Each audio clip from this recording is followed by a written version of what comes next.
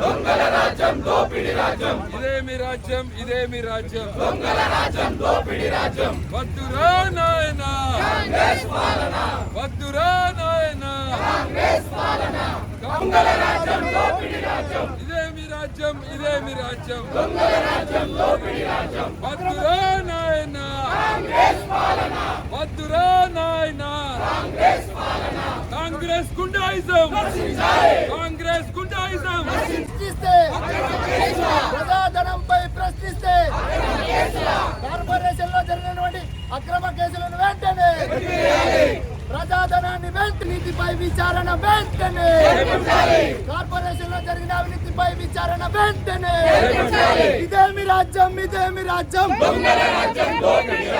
ఇదేమి రాజ్యం కార్పొరేషన్ జరిగిన అవినీతిపై వెంటనే కార్పొరేషన్ జరిగిన అవినీతిపై రాక్షస పాలన ఇదేమి రాజ్యం ఇదేమి రాజ్యం చెట్టు మీది కొంగ చెట్టు మీది కొంగ చెట్టు మీది కొంగ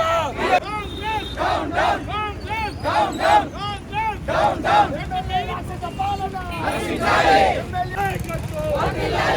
కార్పొరేషన్ లో జరిగినటువంటి అవినీతిపై వెంటనే కార్పొరేషన్ లో జరిగిన అవినీతిపై విచారణ వెంటనే చెట్టు మీది కొంగ చెట్టు మీది కొంగ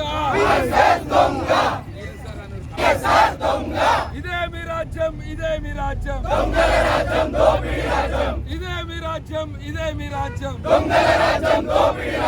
వద్దురా వద్దురా నాయనా ఇదేమి రాజ్యం ఇదేమి రాజ్యం దొంగల రాజ్యం దోపిడి రాజ్యం ఇదేమి రాజ్యం ఇదేమి రాజ్యం జరుగుతున్న అవినీతి మీద వెంటనే మున్సిపాలిటీలో జరుగుతున్న అవినీతి మీద వెంటనే మున్సిపాలిటీలో జరుగుతున్న అవినీతి మీద విచారణ వెంటనే కార్పొరేషన్ లో జరుగుతున్న అవినీతిపై వెంటనే అవినీతిపై వెంటనే కార్పొరేషన్ లో జరుగుతున్న అవినీతిపై వెంటనే కార్పొరేషన్ పై జరుగుతున్న అవినీతిపై వెంటనే ఇదేమి రాజ్యం ఇదేమి రాజ్యం ఇదేమి రాజ్యం ఇదేమి రాజ్యం చెట్టు మీది కొంగ చెట్టు మీది కొంగ చెట్టు మీది కొంగ అక్రమ కేసులు జరుగుతున్న అవినీతిపై వెంటనే కార్పొరేషన్ జరుగుతున్న అవినీతిపై వెంటనే కార్పొరేషన్ పై వెంటనే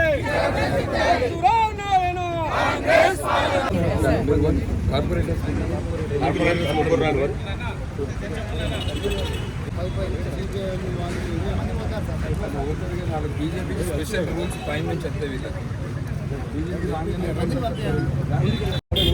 మంచిర్యాల ఎమ్మెల్యే గారికి రాజ్యాంగం అన్నా హక్కులన్నా వాటి మీద విశ్వాసం లేదు. అప్పుడు నిజాం కాలంలో నవాబు పాలన ఉంటుంది. ఇవాళ మన మంచిర్యాలలో కూడా నిజాం నవాబు లాంటి పాలన రోజులు గుర్తుకొస్తున్నాయి. మంచిర్యాల మున్సిపల్ కార్పొరేషన్ సర్వసభ్య సమావేశంలో ఏదైతే అజెండాను పెట్టడం జరిగిందో ఆ అజెండాకు సంబంధించి భారతీయ జనతా పార్టీ కార్పొరేటర్లైన ముఖేష్ గౌడ్ గారు, నాగరాజు గారు, అదేవిధంగా బొట్ల అనిత గారు దాంట్లో కొన్ని అభ్యంతరాలు తెలిపి ఇంకా కొన్ని ఐటమ్స్ని అజెండాలో చేర్చాలని వీళ్ళు అడిగినందుకు వీళ్ళను ఆ రోజు అక్కడ ఉన్న కార్పొరేషన్ సమావేశం నుంచి వీళ్ళని బయటకు పంపించి వీళ్ళకు నోటీస్ ఇచ్చి ఇంకా ఉల్టా వీళ్ళ మీదనే కేసులు పెట్టడం జరిగింది. మరి మంచిర్యాల కార్పొరేషన్లో జరుగుతున్న అవినీతి మీద ప్రశ్నించే హక్కు మా కార్పొరేటర్లకు ఉన్నదా లేదా?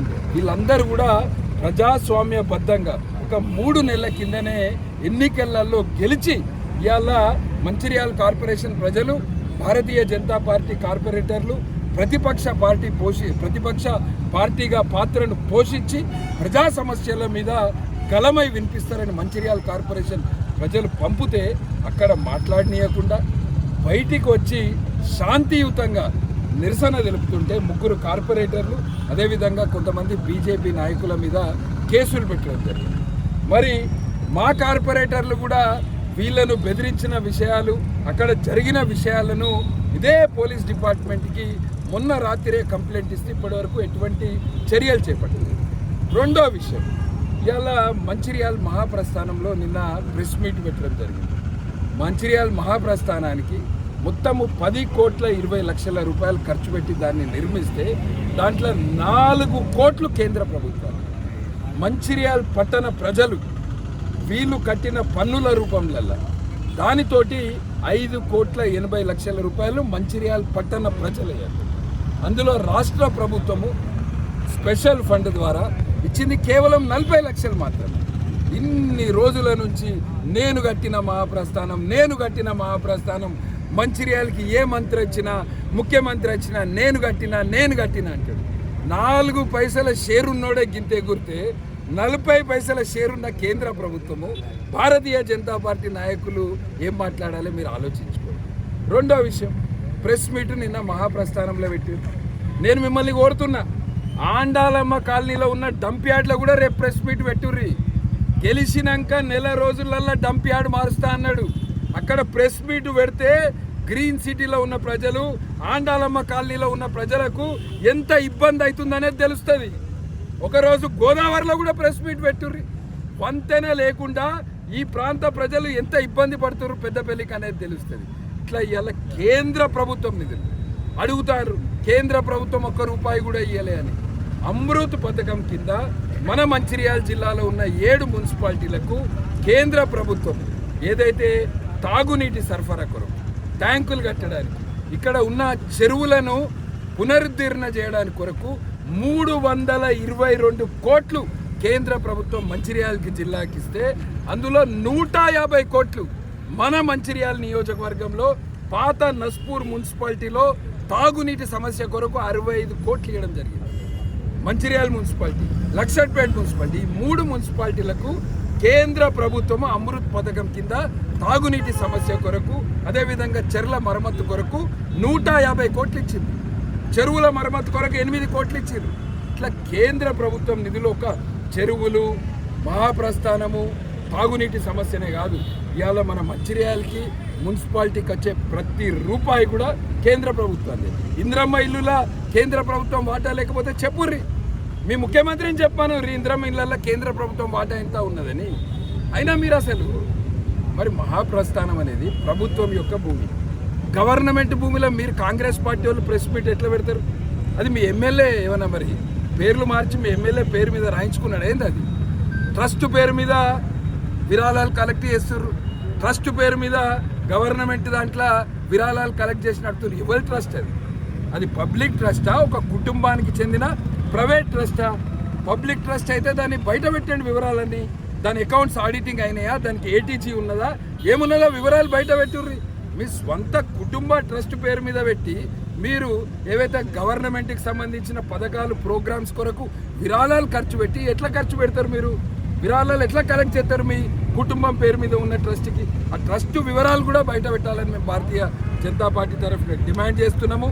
మేము కాంగ్రెస్ పార్టీ నాయకులకు చెప్తున్నాం, మీరు ఎక్కడికి రమ్మంటే అక్కడికి వస్తాం, ఎక్కడ చర్చ కంటే అక్కడికి చర్చకు మేము సిద్ధము. కేంద్ర ప్రభుత్వము నరేంద్ర మోదీ గారి నాయకత్వంలో మంచిర్యాల కార్పొరేషన్కి ఎన్నో నిధులు ఇచ్చిందో మేము చెప్తాం. మీరు కూడా లెక్కలు పట్టుకొని రాండి. రాష్ట్ర ప్రభుత్వం ఎంత ఇచ్చింది, ఏం చేసింది, ఎమ్మెల్యే ఎన్నికల సమయంలో ఏం చెప్పిండు, డంప్ యార్డ్ ఏం చెప్పిండు, ఫ్లైఓవర్లు ఏం చెప్పిండు, అవి ఏం కట్టిర్రో వాటన్నిటి మీద కూడా బహిరంగ చర్చకు మేము భారతీయ జనతా పార్టీ తరఫున సిద్ధము. ఈరోజు మేము పోలీసులను కోరేది ఒకటే, భారతీయ జనతా పార్టీ కార్పొరేటర్లు నాయకుల మీద అక్రమంగా పెట్టిన కేసును వెంటనే విరమించుకోవాలి. అదేవిధంగా మా కార్పొరేటర్లు ఏదైతే ఇచ్చిండ్రో మొన్న దాని మీద కూడా విచారణ చేపట్టాలని మేము భారతీయ జనతా పార్టీ తరఫున డిమాండ్ చేస్తాం.